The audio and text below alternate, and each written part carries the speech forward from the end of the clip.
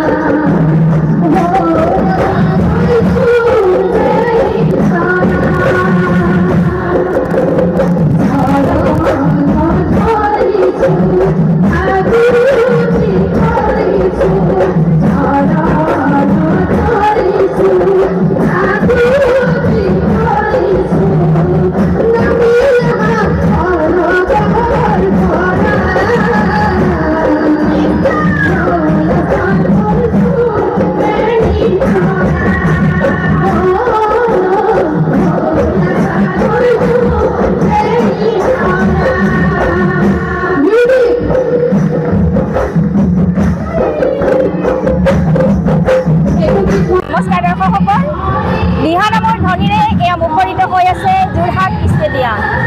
হেঁপাহৰ সৌজন্যত বিশ্ব শান্তিৰ কাৰণে আজি ইয়াত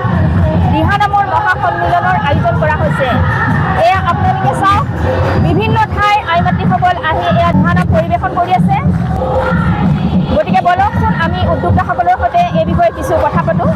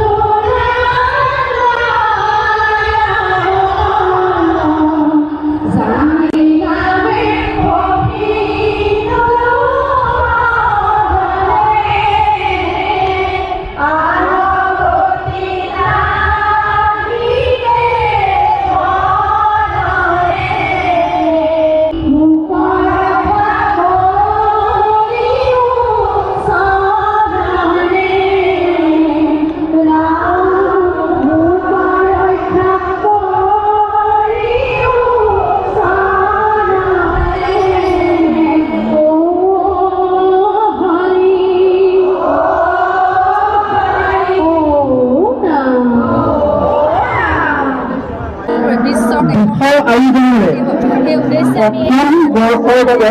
সমাজত গঢ় দিব পাৰোঁ সেই উদ্দেশ্যে আমাৰ এই দিহানামৰ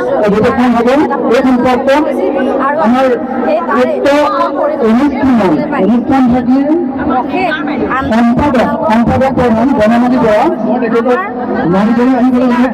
লগতে অসমৰ বিভিন্ন প্ৰান্তৰ পৰা ইয়াত যিসকল আমাৰ আই মাতৃ পেলাই আমাক সহায় সহযোগিতা আগবঢ়ালে আপোনালোকক মই পৰিচয় কৰাই দিছোঁ অসম নামঘৰ মহাসভা যি আগন্তুক আমাৰ ৰাজ্যিক অধিৱেশন হ'ব তাৰ সাধাৰণ সম্পাদক হিচাপে আছে এইসকলে তেখেতে আপোনালোকৰ প্ৰতি এতিয়া আহ্বান জনাব অনুগ্ৰহ কৰি আপোনালোকে নাম লিখি ধন্যবাদ জনাইছোঁ ইমানেই হয় হয় নমস্কাৰ আপুনি আপুনি মুখ্য উদ্যোক্তা হয় এই অনুষ্ঠানৰ বিষয়ে অকণমান কওকচোন হয় হেঁপাহ অনুষ্ঠানটো মই ৰশ্মি বৰবৰাই ডাঙৰণী নেতৃত্বত আপোনালোকে পৰিৱেশন কৰিলে আজি 16 চনৰ পৰা কৰি আহিছোঁ মই এইটো অনুষ্ঠান বৰগীত কৰ্মশালা এনেকৈ মই মই বেছি সময় নলওঁ আপোনালোক অকণমান দিহানামৰ এটি কৰ্মশালা সময় লৈ তাতে মই কৈছোঁ আগন্তুক আমাৰ ফেব্ৰুৱাৰী মাহত হ'বলগীয়া প্ৰস্তুতি কৰিম প্ৰথম অধিৱেশন কৰিছিলোঁ সেইমৰ্মে আজি 16 নৱেম্বৰ ৰাইজৰ লগত মই খুব ভাল লাগিলে খুব ভাল লগা ধন্যবাদ নমস্কাৰ বাইদেউ নমস্কাৰ হয় আজি যি এই দিহানামৰ অনুষ্ঠান আয়োজন হ'ল এই অনুষ্ঠানত আপুনি কি হিচাপে জড়িত হৈ আছে মই ইয়াত সমিতিৰ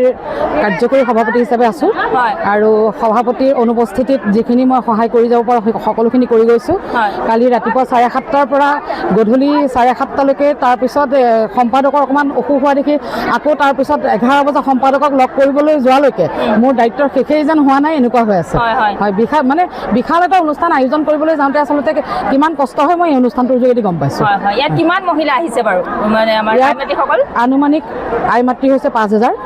আৰু বাদক আমাৰ 1,000 আশা কৰিছিলোঁ কিন্তু 1,000 সম্পূৰ্ণ নাই হোৱা যেন লাগিছে আমাৰ এই যোৰহাট জিলাৰ আছে নে বেলেগ বেলেগ নাই বেলেগ জিলাৰ আছে নাহৰকটীয়াৰ পৰা আহিছে গোলাঘাটৰ পৰা আহিছে মাজুলীৰ পৰা আহিছে বোকাখাটৰ পৰা আহিছে বিভিন্ন ঠাইৰ পৰা আহিছে হয় মানে সমগ্ৰ মানে অসমৰ সদৌ অসমৰ পৰা নাই অহা যদিও কিন্তু অসমৰ সৰহসংখ্যক জিলাৰ পৰাই প্ৰতিনিধি আহিছে বহুত বহুত ধন্যবাদ আপোনালোকলৈ বহুত ধন্যবাদ অনুষ্ঠানটো চাগে উপভোগ কৰিলে আৰু এই অনুষ্ঠানে যাতে এটা শুভ বাৰ্তা কঢ়িয়াই লৈ যায় অসমবাসীলৈ এয়া আমাৰ আপোনালোকৰ ওচৰত অনুৰোধ আপোনালোকৰ যোগেদি আমাৰ এই হেঁপাহ অনুষ্ঠানটো প্ৰফুল্লিত হওক আৰু বিশাল হওক আৰু জনগণৰ মুখে মুখে হেঁপাহৰ নাম উজ্বলি উঠক ধন্যবাদ নমস্কাৰ আপুনি আমাৰ কমলাবাৰী সত্ৰৰ বুঢ়াভকত হয় আজি এই অনুষ্ঠানত আপুনি সংগঠিত হৈছে এই অনুষ্ঠানত আহি কেনেকুৱা অনুভৱ হ'ল আপোনাৰ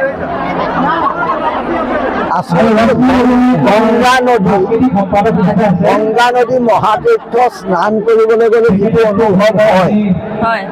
একে অনুভৱ আজি